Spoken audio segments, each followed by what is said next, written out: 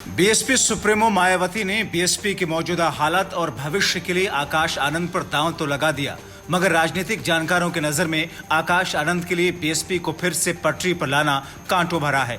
चुनौतियां बड़ी हैं। उत्तर प्रदेश के 2027 में होने वाले विधानसभा चुनाव में 2007 जैसे नतीजे की उम्मीद का प्रेशर है। आकाश आनंद फिर से अपनी बुआ मायावती के राजनीतिक उत्तराधिकारी और बीएसपी के नेशनल कोऑर्डिनेटर बना तो दिए गए, मगर उनके सिर कांटों भरा ताज है।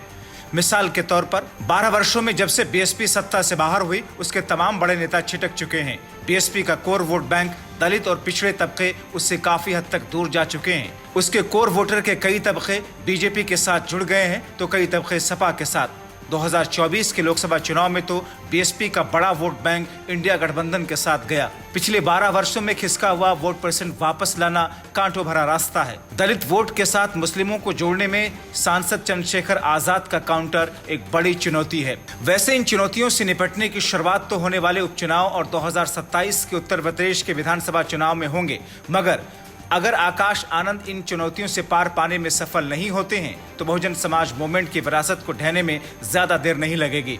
अब जबकि यूपी में 10 विधानसभा सीट पर उपचुनाव है तो बिहार और राजस्थान में 5-5 सीटों पर चुनाव है। उत्तराखंड और पंजाब में भी उपचुनाव होने हैं। ऐसे में उपचुनाव में बीएसपी अगर कुछ सीटें जीतने में कामयाब हो जाती है तो पार्टी के लिए एक बड़ी उम्मीद होगी, मगर वोट परसेंट वापस लाना बड़ी बात होगी, क्योंकि अगर देखा जाए तो बीएसपी का वोट परसेंट चुनाव दर चुनाव गिरता जा रहा है। 2019 के लोकसभा चुनाव में बीएसपी का वोट शेयर यूपी में 19.3% था।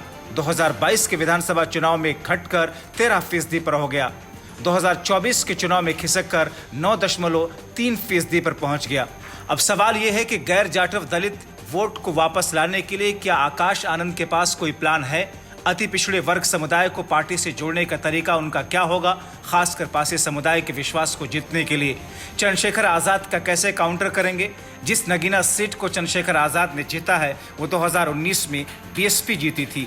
ऐसे कई सवाल और बिंदु हैं जो आकाश आनंद के सामने मुंह बाए हुए खड़े हैं। Bureau report, TV7 Bharat.